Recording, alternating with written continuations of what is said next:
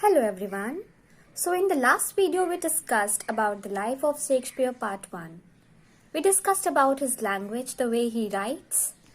Today we are going to discuss life part 2 and his career, also some of his major works. So before I start, I would like to inform that Shakespeare's life has been divided into 4 different periods based on his work. Today we are going to discuss all those 4 periods briefly and thoroughly. So let us move on to the first period. The apprentice hand of Shakespeare can be seen in this period. The plays are full of grandiloquent language.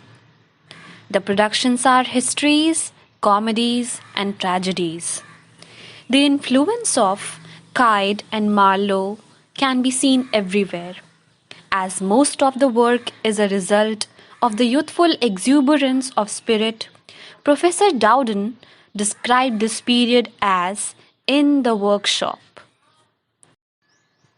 Some of his comedies include Love's Labour's Lost, The Comedy of Errors, The Two Gentlemen of Verona, The Taming of the Shrew. His historical plays include Henry VI Part 1, Henry VI Part 2, Henry VI Part 3, Richard II, and Richard III. The tragedies include Titus Andronicus and Romeo and Juliet. Besides these, Shakespeare also wrote 2 narrative poems, Venus and Adonis and The Rape of Lucrece. He also wrote sonnets. Moving on, let us discuss something about the second period. This period shows the maturity of his ideas. He had now acquired a better knowledge of this world and its affairs.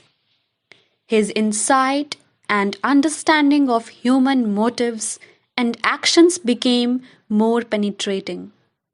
This is the period of the best comedies and historical plays.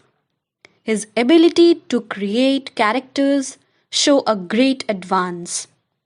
Professor Dowden characterizes this period with the phrase in the world.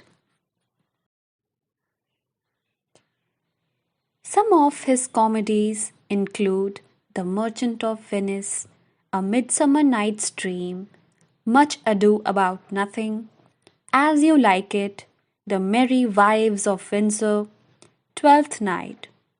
And his historical plays include King John, Henry IV Part 1, Henry IV Part 2, and Henry V.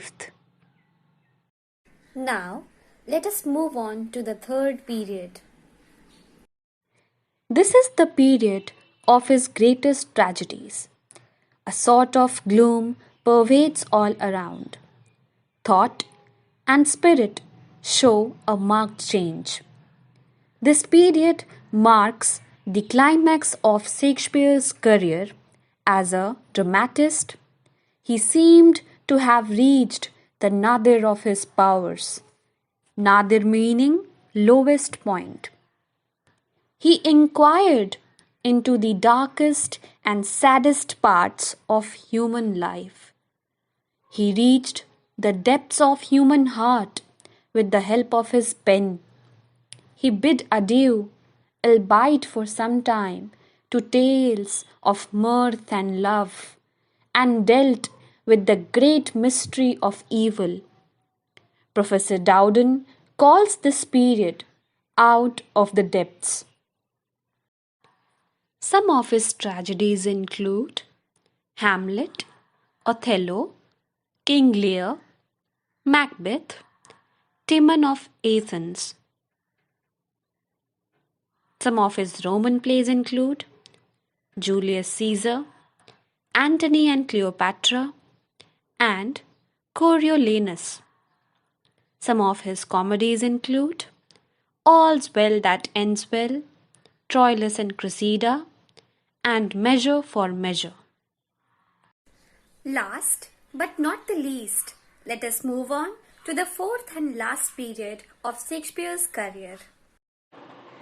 This period is marked by philosophic calm and serenity. His mood is no longer tragic, but that of reconciliation and peace. He passes out of the stormy waters. It is a period of perfection. He emerged from the trials and tribulations of life as a wise and calm person who had spent all of his passions. This is a cathartic period. Cathartic period is a period when strong feelings are released through plays or other artistic activities.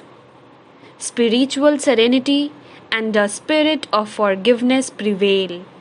Professor Dowden calls this period on the heights. Some of his romances include The Winter's Tale, Cymbeline, The Tempest, and Pericles. And his historical play include Henry VIII. Shakespeare's audience consisted of men and women drawn from all walks of life with different tastes. We have to remember, Shakespeare was not an ideal visionary. He was a man of the world. Although many critics have criticized him, but we have to remember that he mainly wrote for theatre, and he would not have been such a successful dramatist if he would have not done so. I believe he was one of the greatest poets and dramatists of all time. I believe he was a genius. In the next video, we will discuss about the uses of figurative languages in Shakespearean drama. That's all for today. Thank you.